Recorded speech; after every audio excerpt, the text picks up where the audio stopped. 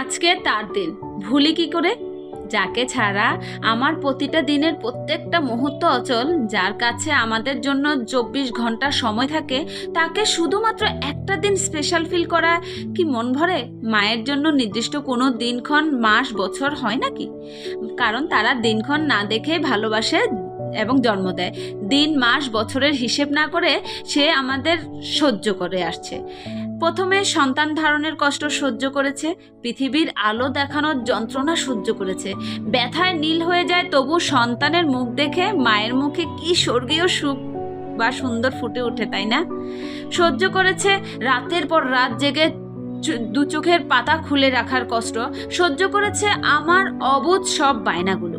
সুন্দর চেহারা নষ্ট হয়ে গেছে, সব শখগুলো চাপা পড়ে গেছে, বিশ্রাম শব্দটা হারিয়ে গেছে, তবুও সন্তানকে ঘিরে জগৎ তৈরি করেছে। হাত ধরে হাঁটতে শিখিয়েছে, মাথা ঠান্ডা রেখে বর্ণ, অক্ষর আর অ্যালফাবেট শিখিয়েছে, পেন্সিল ধরতে শিখিয়েছে। আমার প্রত্যেক পদে পদে নেওয়া ভুল সিদ্ধান্তের ফলাফলকে ঠিক করেছে ধৈর্য ধরে।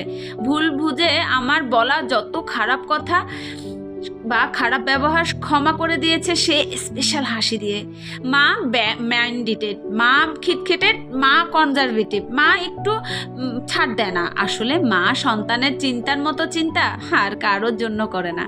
ভাবতাম মা কিছুই বোঝে না, অথচ পরে দেখলাম আমাকে বোঝে সবচেয়ে বেশি আমার মা। খিদে, তৃষ্ণা, রাগ, অভিমান, কান্না, হাসি, আনন্দ, যন্ত্রণা পরিষেবা দেয় একমাত্র মা।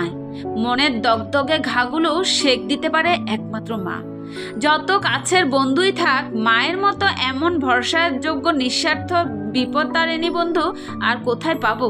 সারা জীবন মায়ের দেওয়া অপরিসীম ভালোবাসা, মায়া, যত্ন, সময়, ক্ষমা, শিক্ষার কথা আর কত বলবো। তার ত্যাগের পরিমাণ কোন দাঁড়িপাল্লায় ওজন করব?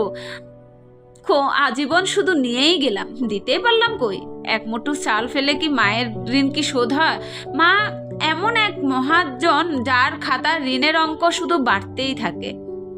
মা বলেন, নিজে যখন মা হবি বুঝবি মায়েদের কত জ্বালা। আজ নিজে মা হয়ে অক্ষরে অক্ষরে বুঝতে পারি মা আসলে মাই হয়, বাকিরা মায়ের মতো। সত্যি, মা যখন হবেন, বা মা শুধু মাই না, মা বাবা দুজনে উভয়ে। মা যেমন ঘরের খুঁটি, তেমন বাবা হচ্ছে আমাদের বটগাছের ছায়া। এই দুজনেই আসলে, তাদের ঋণ কখনো শোধ হয় না, কখনোই শোধ হবে না। আপনার হয়তো বা বলবেন মা আমাকে কোলে পিঠে মানুষ করেছে 18 বছর কিংবা 20 বছর, কিন্তু আমি তো আজকে 30 বছর মা বাবাকে পালছি বা মা বাবা আমার কাছে আছে। কিন্তু আপনার পালাটা আর মা বাবার পালাটার মধ্যে অনেক পার্থক্য আছে। যেদিন বাবা হবেন কিংবা মা হবেন সেদিন বুঝবেন। এমন বাবা মা, যে বাবা মা নিজের ঘুমটাকে হারাম করে আপনার ঘুমের জন্য চিন্তা করেছে, নিজে ভিজা কাঁথার মধ্যে শুয়েছে কিন্তু আপনাকে শুতে দেয়নি।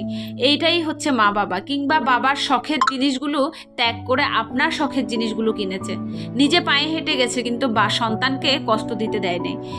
এইকেই বলে মা বাবা। আসলে মা বাবার ঋণ কখনোই শোধ হয় না। আমি কখনোই মা দিবস, বাবা দিবস এটা আমি কখনোই মানি না। মা বাবার দিবস প্রতিদিন হওয়া উচিত, প্রতিটা সেকেন্ডে হওয়া উচিত।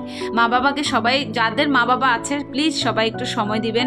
অন্তত ঋণের বোঝাটা একটু হলেও হালকা করা যায় যদি আপনার মা বাবার শেষ বয়সে যদি আপনারা একটু সময় দেন, একটু খোঁজ খবর নেন, তাদের পুরনো স্মৃতিগুলো আবার মনে করিয়ে দেন, তাদেরকে নিয়ে একটু ঘুরতে যাবেন, তাদেরকে একটু সময় দিবেন, তাহলে হয়তো বা কিছুটা হলেও আপনার কাছে স্বস্তি লাগবে। হ্যাঁ, আর মা বাবার দোয়া তো স্বর্গের সুখ পাবেন ইনশাল্লাহ। তো যাদের মা বাবা আছে প্লিজ সময় দেন তাদেরকে বেশি বেশি। যাদের নাই তারা বোঝে। আমার বাবা নেই, আমি জানি বাবা হারানোর কষ্টটা কতটা কষ্ট। তো সবাই ভালো থাকবেন। যদি কথাগুলো ভালো লাগে তাহলে প্লিজ লাভ লাইক দিয়ে শেয়ার করে দিবেন। আর হ্যাঁ, ভালোবাসার হাতটা দিয়ে এই বোনটার সাথে যুক্ত হয়ে যাবেন। আসসালামু আলাইকুম।